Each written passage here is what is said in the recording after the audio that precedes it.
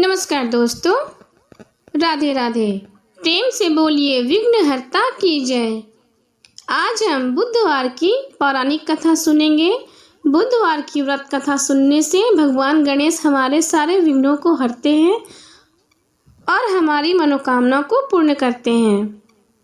एक समय की बात है, एक नगर में मधुसूदन नामक एक व्यक्ति रहा करता था। वह बहुत धनवान था। मधुसूदन का विवाह एक बहुत ही सुंदर कन्या जिसका नाम संगीता था उससे हुआ था। एक दिन उसकी पत्नी ससुराल गई। कुछ दिन रहने के बाद उसका पति उसे लेने गया। उस दिन बुधवार था। मधुसूदन ने अपनी पत्नी को संग चलने के लिए कहा तो पत्नी ने कहा कि आज बुधवार का दिन है, बुधवार के दिन बेटी विदा नहीं होती है, आप मेरे माता पिता से पूछ ले। मधुसूदन ने पत्नी के माता पिता से पूछा तो माता पिता बोले, हे बेटा, आज बुधवार है, बुधवार को किसी भी शुभ कार्य के लिए यात्रा नहीं किया करते। लेकिन मधुसूदन नहीं माना। उसने ऐसी अशुभ बातों को ना मानने की बात कही। दोनों ने बैलगाड़ी की यात्रा प्रारंभ की। 2 कोस की यात्रा के बाद उसकी गाड़ी का एक पहिया टूट गया। वहां से दोनों ने पैदल ही यात्रा शुरू कर दी। रास्ते में संगीता को प्यास लगी। मधुसूदन उसे एक पेड़ के नीचे बैठाकर जल लेने चला गया। थोड़ी देर बाद जब मधुसूदन कहीं से जल लेकर वापस आया तो वह बुरी तरह हैरान हो उठा, क्योंकि उसकी पत्नी के पास उसकी ही शक्ल सूरत का एक दूसरा व्यक्ति बैठा था। संगीता भी मधुसूदन को देखकर हैरान रह गई। वह दोनों में कोई अंतर नहीं कर पा रही थी। मधुसूदन ने उस व्यक्ति से पूछा, तुम कौन हो और मेरी पत्नी के पास क्यों बैठे हो? मधुसूदन की बात सुनकर उस व्यक्ति ने कहा, अरे भाई, यह मेरी पत्नी संगीता है। मैं अपनी पत्नी को ससुराल से विदा कराकर लाया हूँ। लेकिन तुम कौन हो जो मुझसे ऐसे प्रश्न कर रहे हो? मधुसूदन ने कहा, तुम जरूर कोई चोर या ठग हो। यह मेरी पत्नी है। मैं इसे पेड़ के नीचे बैठाकर जल लेने गया था। इस पर व्यक्ति ने कहा, अरे भाई, तुम झूठ बोल रहे हो। इसे तो प्यास लगी थी। मैं तो जल लाने गया था। मैंने तो जल लाकर अपनी पत्नी को पिला दिया। अब तुम चुपचाप यहाँ से चलते बनो, नहीं तो मैं किसी सिपाही को बुलाकर तुम्हें पकड़वा दूंगा। दोनों एक दूसरे से लड़ने लगे। उन्हें लड़ते देख बहुत से लोग वहां पर इकट्ठित हो गए। नगर के कुछ सिपाही भी वहां आ गए। सिपाही उन दोनों को पकड़कर राजा के पास ले गए। सारी कहानी सुनकर राजा कोई निर्णय नहीं कर पा रहे थे। संगीता भी अपने उन दोनों में से अपने वास्तविक पति को नहीं पहचान पा रही थी। राजा ने दोनों को कारागार में डाल दिया और राजा के फैसले पर असली मधुसूदन भयभीत हो उठा। तब आकाशवाणी हुई, हे मधुसूदन, तूने संगीता के माता पिता की बात नहीं मानी और बुधवार के दिन अपनी ससुराल से प्रस्थान किया। यह सब भगवान बुद्ध देव के प्रकोप से हो रहा है। मधुसूदन ने भगवान बुद्ध देव से प्रार्थना की कि हे भगवान, मुझे क्षमा करें, मुझसे बहुत बड़ी गलती हुई। भविष्य में अब कभी बुधवार के दिन मैं यात्रा नहीं करूंगा और सदैव बुधवार को आपका व्रत किया करूंगा। मधुसूदन ने प्रार्थना करने से भगवान बुद्ध देव प्रसन्न हो गए और उसे क्षमा कर दिया। तभी दूसरा व्यक्ति राजा के सामने से गायब हो गया। राजा और दूसरे लोग इस चमत्कार को देखकर हैरान रह गए। भगवान बुद्ध देव की इस अनुकंपा से राजा ने मधुसूदन और उसकी पत्नी को सम्मान पूर्वक विदा किया। कुछ दूर चलने पर रास्ते में उन्हें बैलगाड़ी मिल गई। बैलगाड़ी का टूटा हुआ पहिया भी जुड़ गया। दोनों उसमें बैठकर समतापुर की ओर चल दिए। मधुसूदन और उसकी पत्नी संगीता दोनों ने बुधवार का व्रत करना आरंभ कर दिया और उसके बाद आनंद पूर्वक जीवन यापन करने लगे। इस तरह से भगवान बुद्ध देव की कृपा से उनके यहाँ अनेक खुशियां बरसने लगी। इस तरह से जो स्त्री पुरुष विधिवत बुधवार का व्रत करते तथा व्रत कथा सुनते हैं, भगवान बुद्ध देव उनकी सभी कष्ट को दूर करते हैं और उनके सभी मनोकामनाओं को पूर्ण करते हैं। प्रेम से बोले बुद्ध देव की जय, गणेश भगवान की जय। अब सुनते हैं बुधवार के दिन सुनी जाने वाली अन्य कथा। बहुत पुरानी बात है। एक गांव में एक बुढ़िया रहती थी। वह गणेश जी की भक्त थी, लेकिन उसकी बहू उसे पसंद नहीं करती थी। एक दिन बहू ने पूजा स्थल पर रखी गणेश जी की प्रतिमा को उठाकर कुएं में फेंक दिया। बुढ़िया इससे बहुत दुखी हुई। वह गांव छोड़कर चली गई। रास्ते में जो भी उसे मिलता वह उससे गणेश जी की मूर्ति बनाने को कहती। उसकी किसी ने भी नहीं सुनी। वह चलते चलते राजा के महल के बाहर पहुंची। उसने वहां देखा कि एक कारीगर महल बना रहा है। बुढ़िया ने उस कारीगर से मूर्ति बनाने को कहा तो कारीगर ने भी मना कर दिया। उसने बुढ़िया का अपमान व वहां से भगा दिया। बुढ़िया वहां से चली गई, लेकिन बुढ़िया के जाते ही महल टेढ़ा हो गया। कारीगर यह देखकर परेशान हो जाता है, वह इसकी वजह नहीं समझ पाता। वह राजा के पास जाता और कहता है कि बुढ़िया ना जाने कैसे महल टेढ़ा हो गया उसके यहाँ से जाने से। राजा जी भी गणेश जी के भक्त हैं। वह अपने कारीगरों से बुढ़िया को महल में बुलवाते हैं और कहते हैं कि मैं तुम्हारे लिए गणेश जी का मंदिर बनवाऊंगा। राजा ने गणेश जी का मंदिर बनवा दिया, तभी उसका महल सीधा हो गया। इस तरह से जैसे भगवान ने राजा और बुढ़िया की कृपा बनाई, वैसे ही सब भक्तों पर बनाए रखना। बोलो श्री गणेश महाराज की जय। अब सुनते हैं बुधवार के दिन सुनी जाने वाली भगवान गणेश की तीसरी कथा। एक बार गणेश जी एक बालक का रूप धरकर पृथ्वी लोक पर आते हैं और भक्तों की परीक्षा लेने के लिए सोचते हैं। एक चुटकी चावल और एक चम्मच दूध लेकर लोगों के पास जाते हैं और उन्हें दूध एवं चावल से खीर बनाने के लिए कहते हैं। एक चुटकी चावल और थोड़े से दूध की खीर बनाने की बात सुनकर लोग उन पर हंसने लगते हैं। बहुत भटकने के बाद किसी ने भी उनकी खीर नहीं बनाई। आखिर एक गांव में एक बुढ़िया रहती थी। उनको उन पर दया आ गई और वह बोली, ला बेटा, मैं बना देती हूँ तेरी खीर। ऐसा कहकर वह छोटी कटोरी ले। यह देख बालक बोला, अरे माँ, इस कटोरी से क्या होगा, कोई बड़ा बर्तन लेकर आओ। बच्चे का मन रखने के लिए बुढ़िया बड़ा बर्तन ले आती है। अब बालक उसमें चावल और दूध उड़ेलते हैं। देखते ही देखते वह बर्तन भर जाता है। उसके बाद भी चुटकी भर चावल और चम्मच भर दूध खत्म नहीं होता। बुढ़िया एक एक करके घर के सारे बर्तन ले आती है। सब भर जाते हैं, लेकिन चुटकी भर चावल और एक चम्मच दूध खत्म नहीं होता।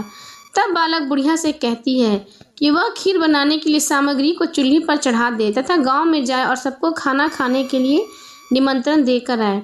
जब खीर बन जाए तो उसे भी बुला लेना। बुढ़िया वैसा ही करती है।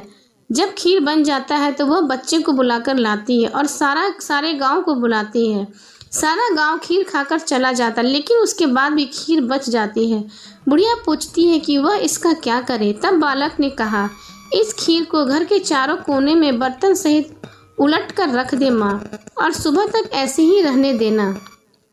सुबह जब बुढ़िया बर्तन उठाकर देखती है तो उसके घर में हीरे जवाहरात नजर आते हैं। तब बुढ़िया समझ जाती है कि वह बालक कोई और नहीं, वह स्वयं गणेश भगवान उसके घर में आए थे। वह गणेश भगवान को बहुत धन्यवाद देती है। हे गणेश भगवान, जैसे आपने बुढ़िया माई पर कृपा बनाई, वैसे ही हम सब भक्तों पर कृपा बनाए रखना। बोलो गणेश भगवान की जय। गणपति बप्पा की जय। कथा के बाद जरूर सुने गणेश चालीसा और गणेश भगवान की आरती। जय गणपति सद्गुण सदन, कविवर बदन कृपाल, विघ्न हरन मंगल करन, जय जय गिरिजालाल। जय जय जय गणपति गणराजू, मंगल भरन करन शुभ काजू। जय गज बंदन सदन सुखदाता, विश्व विनायक बुद्धि विधाता। वक्रतुंड सुचि सुंड सुहावन, तिलक त्रिपुंड भाल मन भावन। राजत मणि मुक्तन उर्माला, स्वर्ण मुकुट सिर नयन विशाला। पुस्तक साणी कुठार त्रिशूल, मोदक भोग सुगंधित फूल। सुंदर पीताम्बर तन साजित, चरण पादुका मुनि मन राजित। धनी शिव सुवन पड़ाड़न भाता, गौरी लाल विश्व विख्याता। रिद्धि सिद्धि तव चंवर सुधारे, मूसक वाहन सोहत द्वारे। कहो जन्म शुभ कथा तुम्हारी, अति सूची पावन मंगलकारी। एक समय गिरिराज कुमारी, पुत्र हेतु तब किन्हा भारी। भयो यज्ञ जब पूर्ण अनुपा, तब पहुँचियो तुम धरी द्विज रूपा। अतिथि जानी के गौरी सुखारी, बहु विधि सेवा करी तुम्हारी। अति प्रसन्न होवे तुम वर दिन्हा, मातु पुत्र हित जो तप किन्हा। मलही पुत्र तू ही बुद्धि विशाला, बिना गर्भ धारण यही काला। गणनायक गुण ज्ञान निधाना, पूजित प्रथम रूप भगवाना। अस कहीं अंतर ध्यान रूप हवे, पालन पर बालक स्वरूप हवे। बनी शिशु रुदन जब ही तुम ठाना, लखी मुख सुख नहीं गौरी समाना। सकल मंगल सुख मंगल गाहवी, नाथ में सूरन सुमन वर्षा वही। शंभु उमा बहुदान लुटावी, सुर मुनिजन से तू देखन आवी। लखी अति आनंद मंगल साजा, देखन भी आए शनि राजा। निज अवगुण गुनी सनी मन भाई, बालक देखन चाहत नाही। गिरिजा कछु मन भेद बढ़ायो, उत्सव मोर न सनी तू ही भायो। कहत लगे सनी मन समस कुचाई, कहीं करे शिशु मोह दिखाए। नहीं विश्वास उमा भर भयो, सनी सो बालक देखन कहो। पद तनित सनी द्विगुण पूर्ण प्रकाशा, बालक सिर उड़ी गयो आकाशा। गिरिजा गिरी विकल हवे धरनी, सो दुख दशा गयो नहीं वरनी। हाहाकार मचियो कैलासा, सन ही किन्हो लखी सूत को नासा। तुरंत गरुड़ चढ़ी विष्णु सिधायो, काटी चक्र सो गज सिर लायो। बालक के धड़ ऊपर धरायो, प्राण मंत्र पढ़ी शंकर डरायो। नाम गणेश शंभु तब किन्हो, प्रथम पूज बुद्धि निधि वर दिन्हो। बुद्धि परीक्षा जब शिव लिखिन्हा, पृथ्वी पर प्रदीक्षा लिन्हा। चले पड़ासन भरमी भुलाए, रचे बैठे तुम बुद्धि उपाई। चरण मातु पितु के धर लिन्हो, तिनके साथ परीक्षण किन्हो। धनी गणेश कहे शिव हेर हर से, नभ ते सुरन सुमन बहुबर से। तुम्हारी महिमा बुद्धि लड़ाई, शेष सहस मुख सके न गाई। मैं मतिहीन बलिन दुखियारी, करहूँ कौन विधि विनय तुम्हारी। भजत राम सुंदर प्रभुदासा, जग प्रयाग ककरा दुर्वासा। अब प्रभु दया दीन पर कीजिए, अपनी शक्ति भक्ति कुछ दीजिए। श्री गणेश की यह चालीसा, पाठ करे कर ध्यान। नित नव मंगल गृह बसे, लहे जगत सम्मान। संबंध अपने सहस्त्र दस, ऋषि पंचमी दिनेश। पूरन चालीसा भयो, मंगल मूर्ति गणेश। प्रेम से बोलिए गणेश भगवान की जय। अब सुने गणेश भगवान की आरती। सुख करता दुख हरता, वार्ता विघ्नाची। नुरवी पूर्वी प्रेम कृपा जयाची। सर्वांगे सुंदर उठी सिंदूराची, कंठी झलके माल पुक्ता फलाची। जय देव जय मंगल मूर्ति, दर्शन मात्रे मनोकामना पूर्ति। जय देव रत्न खचित फर तुझको गौरी कुमरा। चंदानी उटी कुमकुम केशरा, हरी जड़ित मुकुट शोभा तो भरा। रुंझुनी नुपुर चरनी घाघरिया।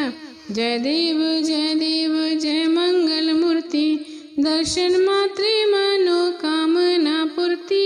जय देव लंबोदर पीतांबर फरिवार वंदना।